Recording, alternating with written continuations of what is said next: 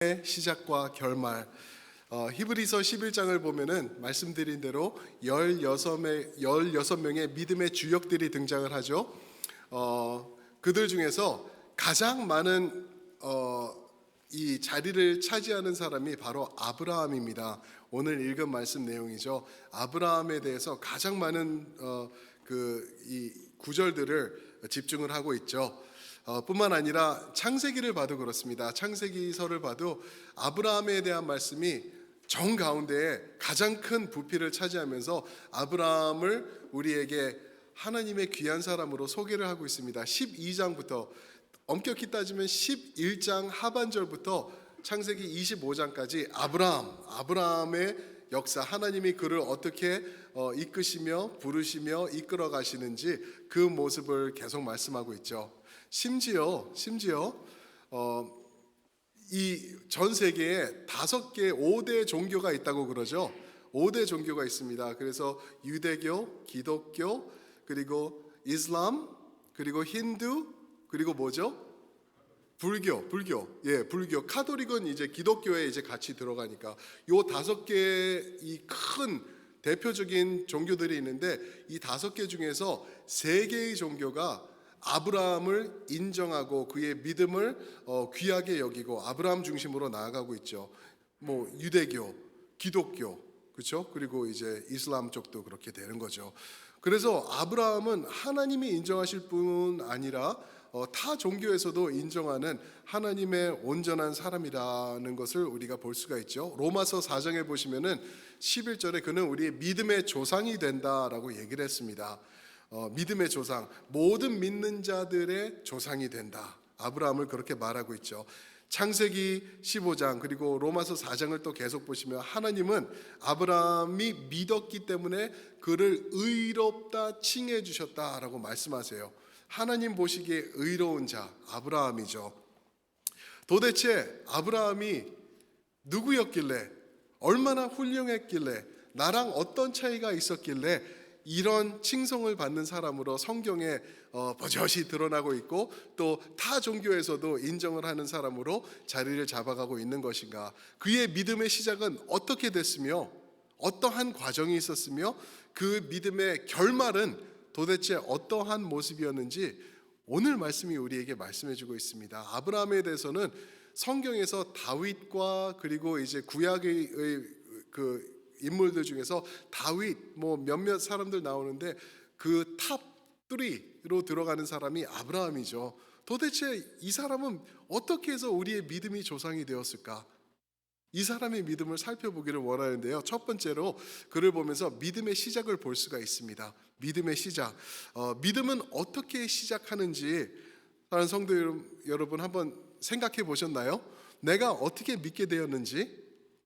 아마 우리 장로님들 중에서 권사님들 중에서는 벌써 40년, 60년이 넘었습니다. 그 옛날에 이제 하나님을 믿게 되는 이러한 일이 있었습니다. 어떤 선교사님을 통하여 이런 스토리들이 다 있으실 거예요. 그런데 성경적으로 보시면은 믿음의 시작은 하나님의 부르심으로 시작된다라는 것을 우리 8절에서 말씀해 주고 계세요. 왜 그러냐면요, 하나님이 우리를 불러주시고 나에게서 반응할 수 있는 그 능력을 허락해 주시지 않으면은 저는요, 여러분들은요, 절대로 하나님을 믿을 수가 없기 때문입니다. 지금 이 자리에 앉아서 나는 하나님을 믿습니다, 예수님께서 나의 구세주가 되십니다 하시는 분 아멘 해보시기 바라요. 아멘. 여러분들의 아멘은요, 지금 제가 말씀드린 성경의 그 내용을 증거하고 있는 것이에요. 내가 믿게 된 거, 내가 그냥 뭐 5개 종교가 있으니까 거기서 뭐 이게 골라서 어느 걸로 할까요? 알아 이러면서 내가 기독교 한 게 아니라 하나님께서 나를 부르셨다는 것. 그 부르심은 에베소서를 1장을 보니까 창세 전에 하나님이 계획하시고 때가 될 때 이루시고 이끌어 가시고 정확한 시간에 우리를 불러주신 것, 그리고 오늘 이 순간 이 자리에 예배할 수 있는 그 예배에 대한 갈망을 주시는 것, 전적으로 하나님이라는 것을 말씀해 주고 있는 것이죠. 그래서 8절을 보시면은 믿음으로 아브라함은 어떻게 해요? 부르심을 받았을 때에 순종하였다. 하나님의 부르심 앞에 순종하는 것뿐이었다. 하나님의 부르심, 소명, 영어로는 calling이라고 나오고 있거든요. calling, 하나님이 불러주셨기 때문에 믿게 된 것이다 라고 말씀하고 있는 것이죠. 사랑하는 성도 여러분, 아브라함이 특별한 사람이었을 것 같나요? 그래도 아브라함은 특별하니까 뭔가 달랐겠지, 뭔가 포스가 있었겠지, 우리에게 없는 무언가 있었겠지. 그랬을까요? 전혀 아니라는 것을 성경이 우리에게 또 증거하고 있는데, 창세기서 보면은 하나님을 모르던 자였고요. 하나님을 모르던 자였고 75세가 될 때에 하나님께서 갈대아인의 우루 지역에서 이제 불러내오신 거예요. 그 지역이 그 당시 스데반이 간증을 하면서 사도행전 7장에서 말씀을 하는데요, 메소포타미아 지역이다라고 얘기를 해요. 그것을 말하는 이유는 거기는 그냥 이방신이 아주 가득 차 있었던 곳이다라는 것을 설명하기 위해서 그런 말을 쓰는 거거든요. 그리고 여호수아서 24장 2절에 보면 여호수아는 또 아브라함에 대해서 그는 대대로 우상 숭배자였다라고 말하고 있어요. 부모 때부터 계속해서 우상을 숭배하면서 지내오던 아브라함이라는 것, 특별한 사람 절대 아니라는 거예요. 오히려 하나님께서 하지 말라 하는 그런 쪽에 있었던 이방 우상 중심의 사람이 바로 이 아브라함이었다라는 걸 말씀하시죠. 그런데 그의 삶이 어느 순간 바뀌게 돼요. 어떻게 해요? 전적인 하나님의 부르심을 통하여서 하나님이 부르심 앞에 그가 일어난 거예요. 그리고 가겠습니다 하고 따라 나설 때 그의 삶은 바뀌게 되는 것이죠. 여러분들은 어떤 계기로 하나님 앞에 나오시게 되셨습니까? 친구를 통해서, 아니면은 우리 어떤 권사님 말씀하시는 것처럼 선교사님의 그 주일학교 어렸을 때 그 모습을 통해서, 아니면은 누구의 전도를 통하여서, 친구 설교를 듣든지, 또 찬양이 너무 은혜가 돼서 내가 힘들고 어려울 때 그 찬양을 통해서 내가 믿게 되었습니다. 그런 많은 이야기들이 있을 거예요. 그런데 그 중심은, 거기에는 내가 아니라는 것 우리가 확실히 깨달아야 되는 거예요. 왜냐하면 에베소서 2장 1절에 보니까 우리는 허물과 죄로 인해 죽었던 자들이다. 죽은 사람은 아무것도 못해요. 아무 고통도 느끼지 못하고 이렇게 놀라킨다고 움찔하지도 못하는 아무 능력이 없는 사람들이었는데 하나님께서 부르신 거죠. 하나님의 말씀이, 그 부르심이 우리에게 임할 때 우리는 반응하게 되고 눈이 띄어지게 되고 하나님 앞에 나오게 될 때 말씀과 찬양과 기도와 친구의 전도와 선교사님의 사랑을 통하여서 주님 앞으로 나오게 된다는 것. 어떻게 해요? 하나님의 인도하심을 통하여서 나온다는 것. 그런데 하나님이 그렇게 인도하시면은요, 기가 막힌 거죠. 아주 원더풀한 건데 문제가 하나 있어요. 하나님께서 그렇게 이끄시면은요, 모든 게 그냥 형통해야 될 것 같은데 절대 그렇지 않다라는 거예요. 8절 말씀 한번 다시 보실까요? 8절 말씀 보시면 믿음으로 아브라함은 부르심을 받았을 때 순종하여 장래의 유업으로 받을 땅에 나아갈새 어떻게 해요? 갈 바를 알지 못하고 나아갔으며. 어찌 갈 바를 몰랐대요. 하나님이 인도하시는데. 우리는 하나님이 인도하시면은 그냥 딱딱딱딱 1, 2, 3, 4, 5, 6, 7, 8, 9, 10 딱 내가 여기서 이렇게 될 거다라는 그러한 명확한 그림이 있으면 좋겠는데 하나님은 절대 그러지 않으신다는 거죠. 그냥 매 순간 스텝 바이 스텝으로 우리를 조금씩 인도해 나가신다는 거예요. 왜 그러냐 하면은요, 그게 믿음의 그 핵심이 거기 들어있기 때문에 1부터 10까지 우리가 다 알고 있었으면 하나님 필요 없거든요. 제가 제 자신을 너무나 잘 알아요. 그래서 다 깨닫고 있었으면은 하나님 필요 없어요. 뭐 구차하게 기도하고 새벽 기도하고 말씀 왜 그러냐는 거죠. 다 보여주셨는데. 근데 하나님은 그걸 원하시는 게 아니라 우리와 동행하는 것을 원하시는 하나님. 그래서 그때 점차적으로 조금씩 인도하시는 거죠. 그러면은 아브라함이 일평생 편안한 인생을 살았을까요? 9절 말씀에 답이 나오고 있습니다. 9절 말씀에 보시면 믿음으로 그가 이방의 땅에 있는 것 같이 약속의 땅에 거류하여 동일한 약속을 유업으로 함께 받은 이삭 및 야곱과 더불어 장막에 거하였으니. 장막이라는 말이 여기서 핵심입니다. 그가 하나님의 약속을 받고 하나님이 부르심을 입고 믿음으로 나아갔어요. 순종하면서 나갔어요. 그러면은 버젓이 떵떵거리며 살아야 된다고 사람들은 생각하지 않습니까? 그런데 3대에 걸쳐서 아브라함, 이삭, 야곱에 걸쳐서 어디에 거했다고요? 장막에 거했다는 거예요. 장막은 나그네의 삶 아닌가요? 장막은 바람 불면은 휘청거리다가 넘어갈 수 있는 불안정한 상태를 말하고 있는 것이죠. 그런 삶을 아브라함이 살았다라고 말하고 있는 것이에요. 무엇으로? 믿음으로. 믿음으로. 그 이유는 아브라함이 붙잡고 있던 것, 이 땅에서 내가 누리는 것이 다가 아니구나. 하나님이 나를 부르셨을 때는 여기가 다가 아니고 여기서 내가 떵떵거리라는 게 다가 아니구나. 다음에 뭐가 또 있구나. Something better is coming. 더 좋은 것이 오고 있다라는 것을 그가 알고 이러한 모습으로 살아갔다는 것입니다. 그래서 믿음을 얘기를 할 때는요, 신학 쪽에서는 어떠한 단어를 쓰냐면은 already and not yet. already and not yet. 이미 그리고 아직이라고 표현이 될 것 같아요. 이미 그리고 아직. 우리에게 구원을 이루셨어요. 구원을 주셨어요. 그래서 우리가 지금 이 땅을 떠나게 되면은요, 연옥에 가지 않습니다. 우리는 천국에 가요. 하나님의 임재하신 가운데로 바로 들어가는 거예요. already.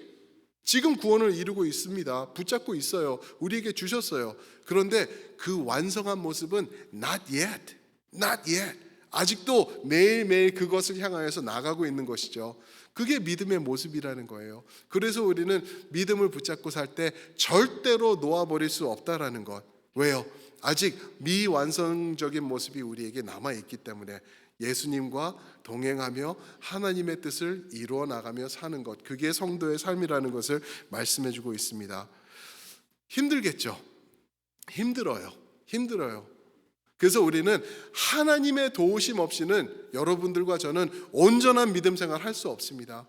매일매일 우리가 하나님 앞에 나가서 그분을 의지하면서 하나님을 붙잡고 우리가 꼭 나가지 않으면은 그때 우리는 좌절하며 넘어지면서 실패할 수밖에 없는 거예요.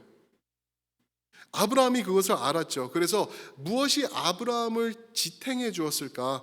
무엇이 그들을 지켜주며 지속하는 이 나그네의 여정을 끝까지 승리하면서 살아갈 수 있었을까? 두 번째 포인트거든요. 오늘 말씀 11절부터 13절에 보시면은 믿음의 약속을 주십니다. 믿음의 약속. 하나님은 약속의 하나님이세요. 그죠? 여호와라는 이름의 의미가 언약이라는 의미죠. 우리에게 언약 주시는 하나님, 그 하나님께서 아브라함에게 약속을 주십니다. 생각해 보세요. 아브라함과 사라 하면은 큰 문제 또는 큰 아픔거리가 한 가지 있었어요. 무엇이죠? 그들에게는 무엇이 없었다? 무엇이요? 자녀가 없었어요.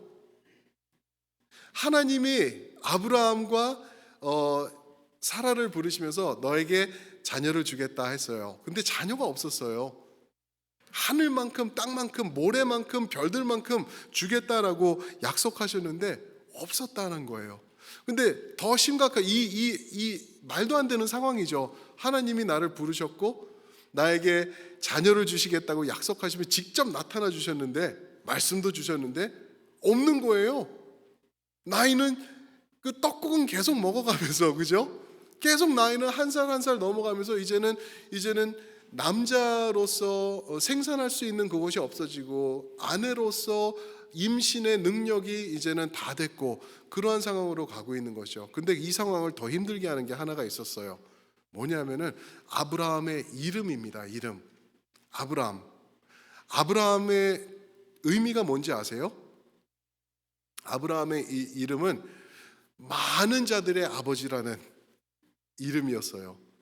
많은 사람들의 자손의 아버지, exalted father. 한국말로 번역한다 그러면은 큰 아버지, 뭐 이 정도 되는 거예요. 그래가지고 사람들 생각해 보세요. 이제 우르 땅을 벗어나서 이제 하나님이 주시는 가나안 땅으로 들어가서 이제 사람들을 만나는 거예요. 안녕하세요, 처음 뵙겠습니다. 안녕하세요, 반갑습니다. 예, 성함이 어떻게 되세요? 저는 김성수입니다. 당신은요? 저는 아브라함입니다. 그러세요? 아, 축하드립니다. 얼마나 자녀들이 많으면 그러세요? 스라의 자녀는 몇 분이나 돼 계시길래 답이 어땠을까요? 아브라함 마음이 어땠을까요? 자식이 없습니다. 자녀가 없어요. 자녀가 없는데 이름이 아브라함이라고요? 큰아버지예요? 네, 예, 아이고 알겠습니다. 당신 뭐 뻔하네요. 당신의 믿는 하나님도 알겠고 돌아가면서 이제 말하는 거죠. 아브라함이래. 애가 없는데 아브라함이래. 이러면서 이제 얼마나 비아냥거리는 모습들이 많았을까.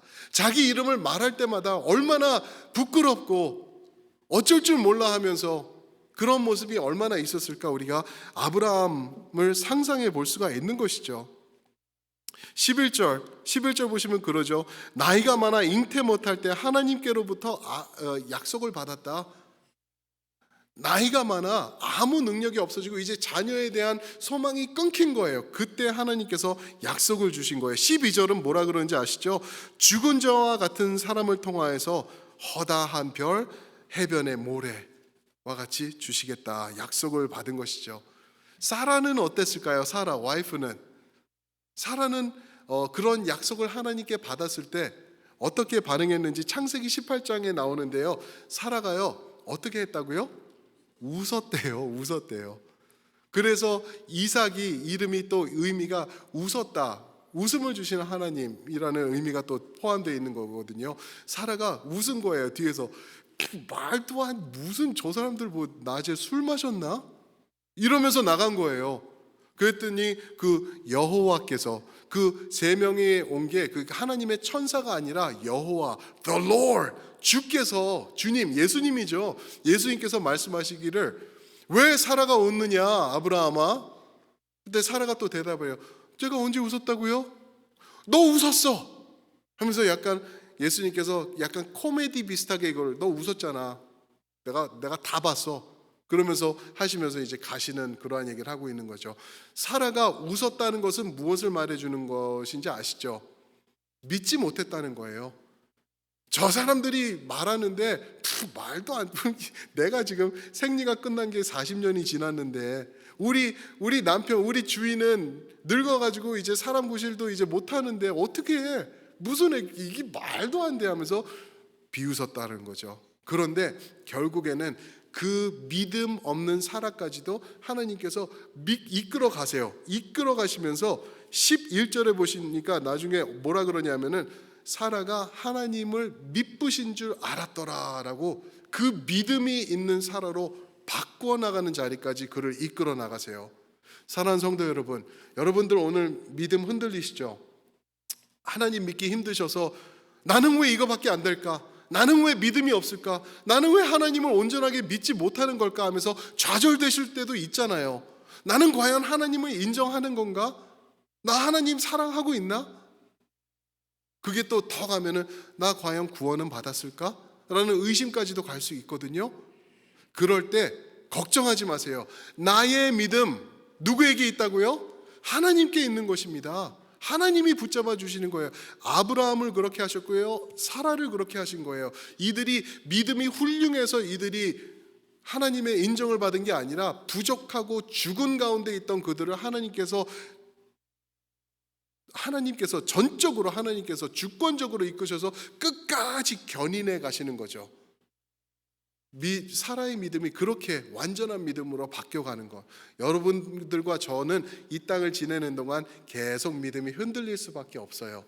인간이기 때문에. 그러나 흔들림 가운데서도 흔들림 없이 우리를 책임져 주시는, 우리의 믿음을 붙잡아 주시는 하나님을 의지하고 바라보시는 우리가 되길 주님의 이름으로 축원드립니다. 그게 믿음이에요. 그게 믿음. 하나님을 바라보는 것입니다. 그러면서 나갈 때 베드로후서 1장 4절에서 어떤 말씀이 있냐면은 이런 말씀이 있습니다. 한번 띄워 주실래요? 이로써 그 보배롭고 지극히 큰 약속을 우리에게 주사 이 약속으로 말미암아 너희가 정욕 때문에 세상에서 썩어질 것을 피하여 신성한 성품에 참여하는 자가 되게 하려 하셨느니라. 하나님께서요, 무슨 말씀인지 아시죠? 우리에게 보배롭고 지극히 큰 약속을 주셨대요. 그것은 하나님의 사람, 하나님의 자녀로 삼아 주신다는 약속을 주셨다는 거죠. 그러면서 우리를 이 땅에서 구별해 놓으셨다는 거예요. 이 땅의 정욕을 따라 사는 것이 아니라 신성한 성품에 참여하는 자가 되게 해요. 여기서 말하는 신성한 성품은 예수님의 인격이 나의 인격이 되고, 찬양 불렀지 않습니까? 그거를 말하는 거예요. 예수님을 닮아가는 것. 여러분들과 저는 이 땅을 살아가는 동안 목표가 하나 있습니다.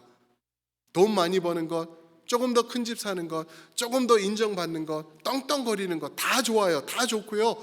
그렇지만 하나님이 우리에게 보실 때 나의 아들 예수 그리스도의 성품을 조금 더 닮아가고 있는지, 이번 한 주간 우리가 월요일부터 살아갈 때 예수님 때문에 참고, 예수님 때문에 억울할 줄도 알고, 예수님 때문에 힘들어할 줄도 알면서 그분의 성품을 닮아가는 나의 모습이 있는지, 그것을 말씀하시는 것입니다. 그것을 위해서 우리에게 믿음 주시고 약속을 주시는 하나님, 아브라함에게 주신 약속, 그 동일하신 하나님이 우리에게도 약속을 주시면서 우리를 이끌어 가신다라고 말씀하고 있는 것입니다.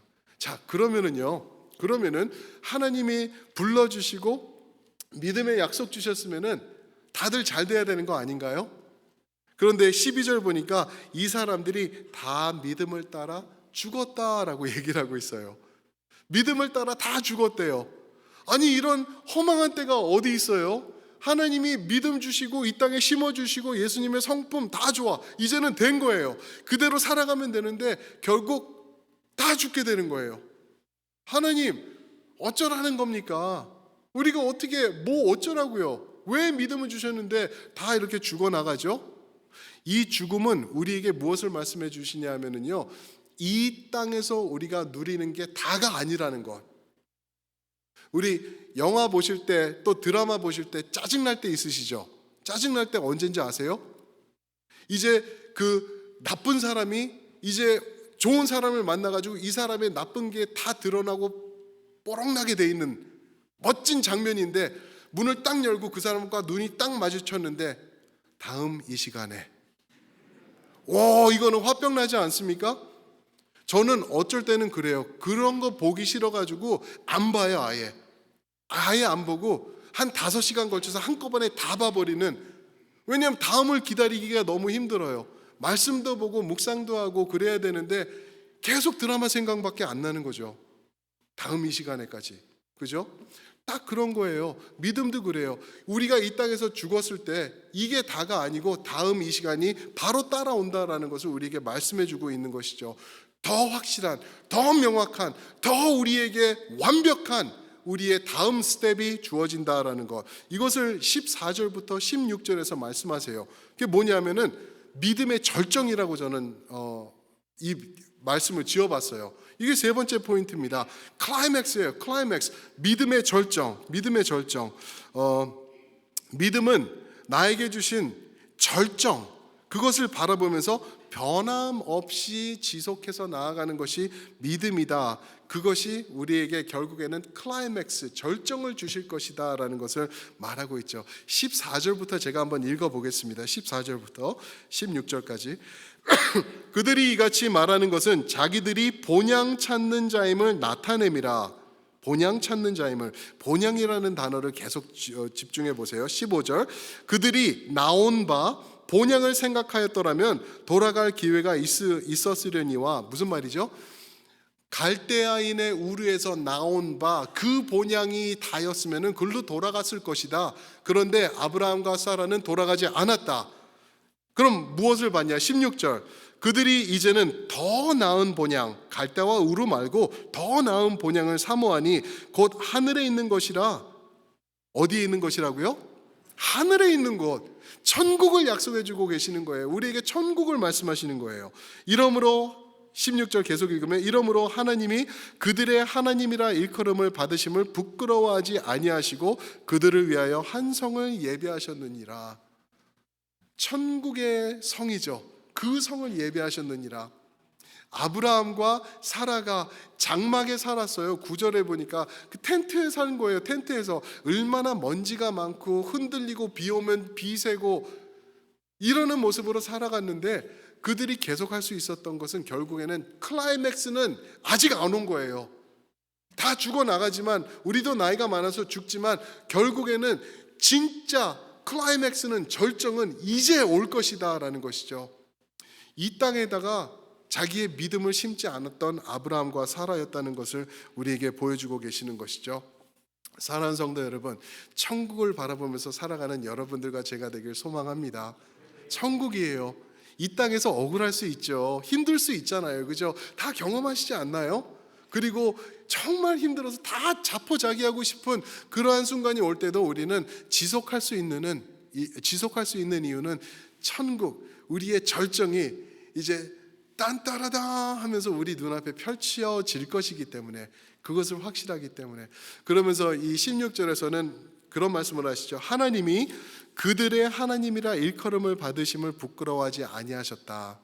이게 궁금했어요. 이게 도대체 무슨 말씀입니까? 무슨 말씀입니까? 성경을 보니까요, 신약에서도 한 6번 정도 나오는데, 하나님은 아브라함과 이삭과 야곱의 하나님이시라 그러셨어요. 그렇죠? 그런 표현이 성경에서 한 19번 정도 나오는데, 하나님이 그것을 부끄러워하지 않으셨다는 거예요. 아브라함, 이삭, 야곱, 그 징글징글한 야곱, 그 사기꾼 야곱. 그러나 하나님은 그들을 의롭게 받으셨고, 그들에게 믿음 주시는 하나님이 그들을 끝까지 이끄시면서 믿음의 절정인 클라이맥스인 그 천국으로 이끄시는 하나님, 그들의 하나님됨을 하나님이 부끄러워하지 아니하셨다. 여러분들과 저도 마찬가지예요. 우리 하나님 앞에 부끄럽잖아요. 저는 나 빨리 그냥 죽어버리는 게 하나님의 이름을 위해서는 더 나을 것 같다. 하나님 이름에 내가 얼마나 먹칠하고 있는지 내가 알기 때문에, 이 부족한 사람 때문에 얼마나 많은 일들이 일어나고 있는 거 알기 때문에. 그러나 하나님은 뭐라 그러시는지 알아요? 너의 하나님이 된 것을 절대 부끄러워하지 아니한다. 너의 그 부족한 모습, 모자란 모습, 힘들어하고 있는 그 모습까지도 내가 다 보고 미리 알고, 그러면서도 너를 택했고 너의 하나님이 되기로, 너와 끝까지 동행하기로 내가 결단한 것이란다. 그렇게 말씀해 주시는 하나님이라는 것이죠. 믿으십니까? 우리 그런 좋은 하나님을 믿으시는 거예요. 그러면서 이제 이번 주에 저희 한 목사님과 교제를 했는데, 그 목사님이 저보다는 나이가 많으세요. 그런데 너무 좋으신 분이에요. 그래서 말씀을 하시는데, 자기가 양로병원을 갔대요. 그 간 이유는 권사님 한 분이 몸이 많이 안 좋아지셔서 이제 양로병원에 가셨는데, 그분 신방을 하는데 말씀하시는 게, 목사님, 제가 천국을 봤어요 그러시더래요. 권사님이. 그래가지고 목사님 그냥 그 권사님 믿음이 있으시니까 그랬겠지라고 생각했는데, 그게 아니라는 거예요. 그 이유는 권사님의 다음 말씀에 나오는 거예요. 뭐라 그러셨냐면, 목사님, 제가 천국을 봤어요. 그 다음에 하시는 말씀이, 내가 천국이 그런 곳인 줄 알았으면은 진작 이렇게 살지 않았을 텐데 하면서 아쉬워하셨대요. 그거 들으시면서 목사님은 우리 권사님 진짜 천국을 보셨구나 라고 말씀을 하셨다는 말씀을 제가 들었습니다. 사랑하는 성도 여러분, 나중에 나이가 많이 듣고 기력이 쇠퇴하여져 가지고 양로병원에 누워서 천국 보는 것 너무나 귀한 것 같아요. 그러나 그러기 전에, 그 자리에 가기 전에 아직도 내가 기동력이 있고 힘이 있고 능력이 있어서 하나님을 위해서 조금 더 살 수 있는 지금 이 순간부터 내가 천국을 바라보면서, 우리의 본향인 천국을 바라보면서 나아가는 것, 이게 진짜 믿음의 승리자의 믿음이 아닐까 생각이 됩니다. 사랑하는 성도 여러분, 천국 백성들이거든요. 여러분들은요. 빌립보서 3장 20절에 보면 우리의 시민권은 천국에 있다 말씀하셨어요. 거기를 바라보면서 우리가 살아가는 것이죠. 사랑하는 성도 여러분, 부탁드려요. 이 땅에 뿌리 박지 마세요. 여기다가 목숨 걸지 마세요. 이거는 지나가는 단계이고, 마치 물이 이 정수기를 통하면서 졸졸졸졸 흐르면서 정수가 되지 않습니까? 그리고 purify가 돼요. 그리고 결국에는 컵에 들어갈 때는 완전히 깨끗한 물이 돼서 나오듯이, 이 땅은 우리를 정화해가는 과정이라고 우리가 생각하면 좋을 것 같아요.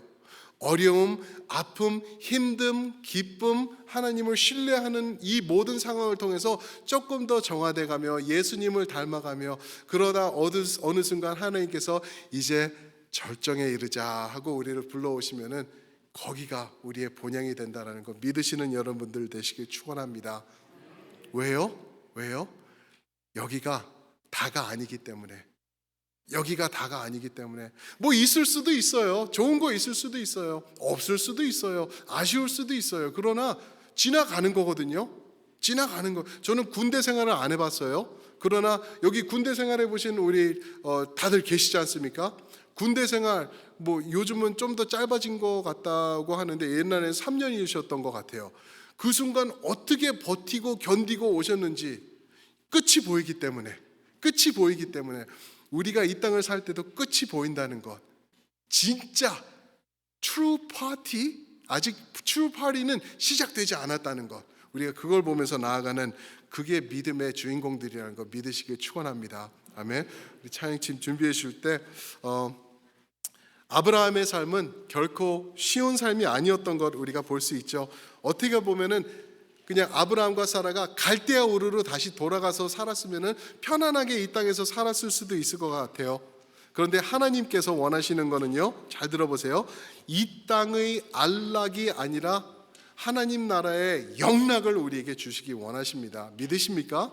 아멘. 조금 불편하셔도, 조금 힘들어도 예수님 붙잡고 그 영원한 본향을 바라보면서 나가는 것, 우리 그렇게 살기 원합니다. 우리 한번 그 자리에서 다 일어나시면서 전우자분들에게 한번 이렇게 격려해 주세요. 이게 끝이 아닙니다. 이게 다가 아닙니다 라고 한번 말씀해 주세요. 아멘. 천국의 본향이 다가오고 있습니다. 천국이 우리 것입니다. 우리 영어로도 한번 해보면 어떨까요? 영어로도 The best is yet to come 한번 해보세요. The best is yet to come. 아멘. Best is yet to come입니다. 우리 이거를 기억하시면서 이 찬양 부르면서 주님 내가 믿습니다. 믿겠습니다. 결단합니다. 고백하면서 이 찬양 부르시면서 나가시겠습니다. 나는 믿네 주의 능력으로. 아멘. 주의 능력으로 내 삶 새롭게 되리. 나는 믿습니다. 주의 능력으로 담대히 나가리라. 주와 함께 싸워 승리하리라.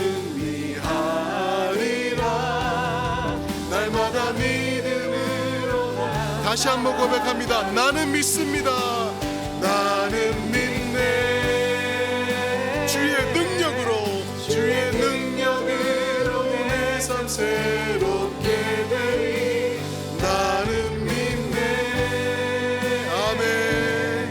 주의 능력으로 담대히 나가리라. 주와 함께 싸워 승리하리. 날마다 믿음으로 나 살아가리. 내게 허락하신 그 시련들을 통해, 내게 허락하신 시련을 통해 나의 믿음 더 강하게 자라나고. 아멘. 험한 산과 골짜기 지나는 동안 주께 더 가까이 나를 이끄시네. 내가 겪는 시험이 있습니다. 어렵고 힘겨워도 내 주님보다는 크지 않네. 아멘. 내 앞에 바다가 갈라지지 않으며 주가 나로 바다 위 걷게 하리. 그래서 찬양합니다. 나는 믿네. 아멘. 주의 능력으로 내 삶 새롭게 되리. 나는 믿네. 주님의 능력으로 담대히 나가리라. 싸워 승리하리라. 날마다 믿음. 우리 다 함께 손을 드시고 찬양하시겠습니다. 나는 믿습니다. 우리 예수님의 능력입니다. 능력으로 내 삶 새롭게 되리. 아멘. 나는 믿네. 담대할 수 있습니다. 능력으로 담대히 나가리라. 주와 함께 싸워 승리하리라. 날마다 믿음으로 나 살아가. 날마다 믿음으로, 날마다 믿음으로 나 살아가리. 날마다 믿음으로 살아갑니다. 날마다 믿음으로 나 살아가리.